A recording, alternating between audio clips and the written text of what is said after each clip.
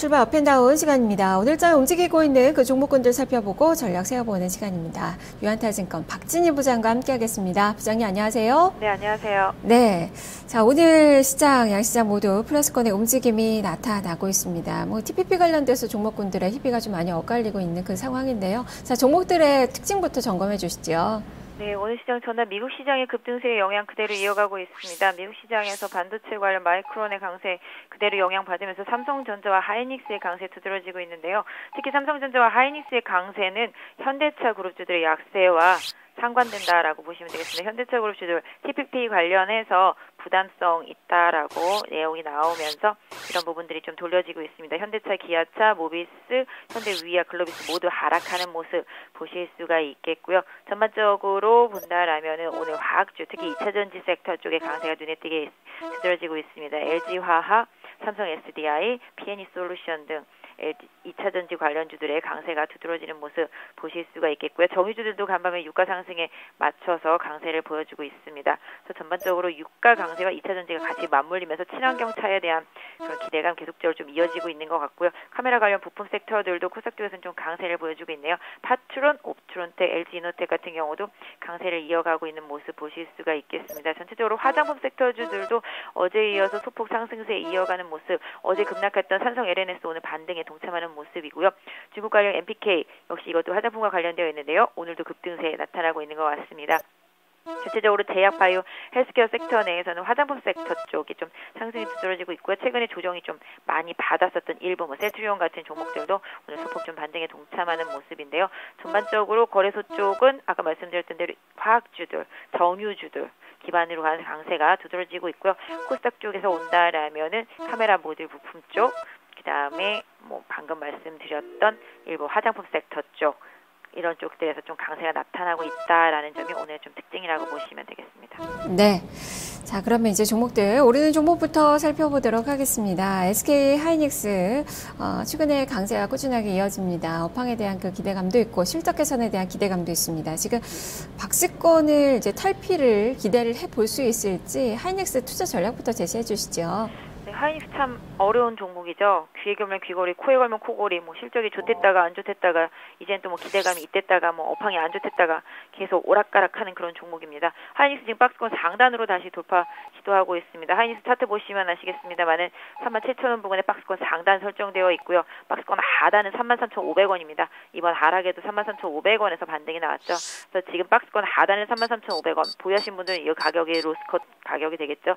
상승 쪽으로 놓고 본다면 여기 37,000원대 강한 돌파와 안착이 좀 필요한 그런 상황입니다. 전반적으로 여기를 돌파하고 안착을 해야지만 38,000원에서 4만원 다시 도전할 수 있는 여력이 생긴다라고 보겠습니다. 그래서 일단은 하이닉스와 삼성전자 모두 마이크론의 영향을 좀 받고 있는 그런 흐름인데요. 일단은 하이닉스 같은 경우 방금 말씀드렸던 37,000원대 저항 돌파 여부 좀 보유하시면서 체크해 보실 필요가 있겠습니다만 하방으로는 이제는 한 35,000원 정도에다가 좀 마지노선을 설정하셔서 홀딩하시면서 좀 레포트라든지 각종 흐름 좀 체크하신 후에 대응하시는 전략이 좋겠습니다. 네.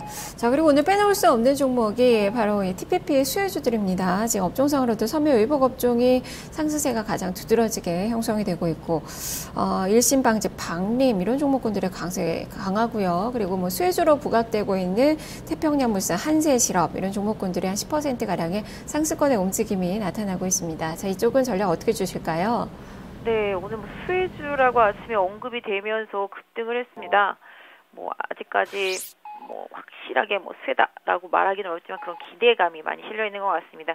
아시다시피 TPP에서 우리나라는 좀 제외되어 있기 때문에 베트남이 이제 속해 있는 그런 베트남 쪽에 공장이 있는 의류업체 이런 쪽이 좀 수혜가 예상된다라는 얘기가 있는데요. 이런 부분들 긍정적인 일면 있겠습니다만은 일단 좀 단기적으로 좀 과하게 좀 급등한 그런 흐름이 있는 것 같습니다. 한세실업도 장 초반 급등 이후에 고점 7만원 찍고 지금 약세 보여주고 있는 모습이라서요. 다음 조정이 조금 더 이어진다라면은 갭매움을 할 수 있는 가능성도 좀 염두에 둬야 되지 않을까 싶습니다. 그래서 지지선을 한 6만원대 초반 정도에다가 설정하시고 보실 필요가 있을 것 같고요. 영업무역 같은 경우도 특별히 수혜된다고 보기에는 좀 지금 현재 상황에서는 좀 그렇지만 오히려 지금 현재 상황에서 영업무역도 갭 상승한 만큼 갭을 메울 수 있는 6만 원 부분까지 갭을 메울 수 있는 부분도 좀 고려해봐야 되지 않을까. 그래서 섬유 관련 섹터들 오늘 아침에 너무 좀 지나치게 급등했다라는 생각을 해볼 수가 있겠고요. 오히려 지금 환율이 빠지고 있는 걸 전혀 무시하고 있는 게 아닌가. 지금 환율 빠지고 있는 게 사실 더 우리나라 수출주들한테 더 무서운 상황이거든요. 이런 부분들을 전혀 지금 고려하지 않고 있다라는 점이 조금 급등한 수출주들 뭐 이런 부분들에 대해서는 조금 더 경계심을 좀 가져야 되는 상황이 아닌가라고 보여지고 있습니다. 네. 자, 그리고 이 전기세 쪽 한번 살펴보죠. 오늘 뭐 화학 섹터도 지금 유가 상승하면서 움직임이 상당히 좀 강하게 나타나고 있고요. LG화학은 두 가지 호재를 이제 다 같이 받고 있죠. 유가와 그리고 전기차 시장 확대에 대한 그 기대감. 신고가 행진 계속 이어집니다. 오늘도 한 2%에 육박하는 상승권의 움직임 나오고 있고, 이 밖에도 뭐 삼성 SDI나 코디에스, 뭐 리캠, 상하 프론테크 한 11% 급등 나오네요. 지금 일진 머티리얼즈도 한 3% 가까운 상승권의 움직임이고요. 자, 이쪽은 어떻게 봐야 되겠습니까? 2차 전지들은 어떤 면에서 보면 유가가 올라오면 숙명이라고 하겠죠. 이번 폭스바겐 사태 이후에 배기가스 이런 부분에 대한 환경 규제들이 늘어나면서 친환경차에 대한 기대감이 많이 살아나고 있는 상태입니다. 그러다 보니까 2차 전지 특히 최근에 유가까지 반등을 하면서 같이 좀 힘을 받고 있는데요. 아직까지 현재 유가 상태로는 제가 생각할 때는 뭐 크게 수혜보기는 어렵지만 흐름이 그쪽으로 가면서 테마가 좀 많이 엮이고 있는 것 같습니다. 특히 최근에 정유주들과 화학주들의 강세가 많이 큰데요. 정유주들도 유가가 올라오고는 있습니다만 아직도 저가권에 있는 상태. 얼마 전까지만 해도 3분기 실적이 안 좋다고 급락할 때가 일주일밖에 안 된 것 같은데요. 뭐 사실 뭐 갑자기 뭐 이런 식으로 올라오고 있는 그런 상황이라서 사실 지금의 추세를 좀 믿기는 어렵습니다만 일단은 좀 유가에 반응을 하고 있는 모습이죠. 다만 단기적으로 이노베이션도 저항대에 돌입했다라는 점, 그다음에 LG화학도 30만 원 저항대에 돌입했다라는 점, 롯데케미칼 같은 경우도 지금 28만 원이 강하게 돌파가 잘 안 되고 있다라는 점은 좀 염두에 두실 필요가 있지 않겠나 싶고요. 2차 전지 섹터 내에서 PNG솔루션 상당히 좀 강한 흐름 보여주고 있는 그런 상태입니다. 이 종목 같은 경우는 뭐 일단 추세가 워낙 강하기 때문에 홀딩하시면서 실적에 대한 부분들, 긍정적인 부분들을 좀 같이 봐주시면서 6,300원 강하게 이탈하지 않는다라면 PNG솔루션 같은 경우 좀 홀딩하시는 것이 좋겠고요. 삼성 SDI 같은 경우도 지금 저항대 11만 원대 부근에 지금 도달해 있는 상태입니다. 여기서 추가적으로 상승한다 하더라도 순식간에 한 12만 원을 넘기는 좀 어렵지 않겠나라고 보고 있습니다. 그래서 대형주들, 그러니까 중소형 2차 전지류들 말고 대형주들은 조금 리스크 관리를 조금씩 하시면서 매물 부담을 좀 챙겨보실 때가 된 것 같고요. 중소형 뭐 2차 전지류들은 시세를 조금 더 이어가는 그런 흐름이 좀 나타나지 않을까 싶습니다. 네. 자, 이제 하락하는 종목으로 넘어가 보겠습니다. 대표적으로 하락하는 그 종목 중에 특징적인 종목 바로 자동차 쪽이죠. 지금 현대차가 4% 육박하는 하락입니다. 기아차는 뭐 4% 넘게 내리고 부품주들의 급락도 지금 두드러지게 나타나면서 성화이틱이 한 4.5%의 상승 하락, 또 서현이 5% 넘게 하락권의 움직임이 나오고 있습니다. TV 피해주로 부각이 되고 있는데요. 이쪽 가지고 계신 분들 어떻게 전략 세워볼까요? 솔직히 피해줄까요? 개인적으로는 뭐 크게 피해주는 아니지만 심리적으로는 뭐 물론 압박받았다고 볼 수 있을 것 같습니다.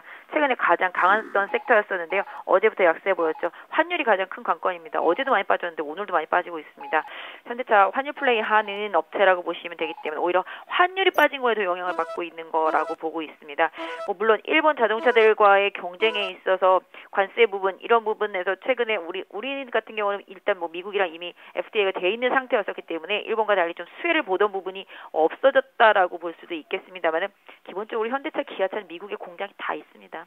미국에서 만들어서 미국에서 생산을 하고 있는 상태이기 때문에 이런 부분에 있어서 솔직히 피해본다고 생각하기엔 조금 어렵고요. 다만 뭐 가격 경쟁력에 있어서 일본차보다 우월했던 부분들이 조금 줄어들 수는 있겠다. 이런 부분들은 좀 생각해 볼 수 있겠죠.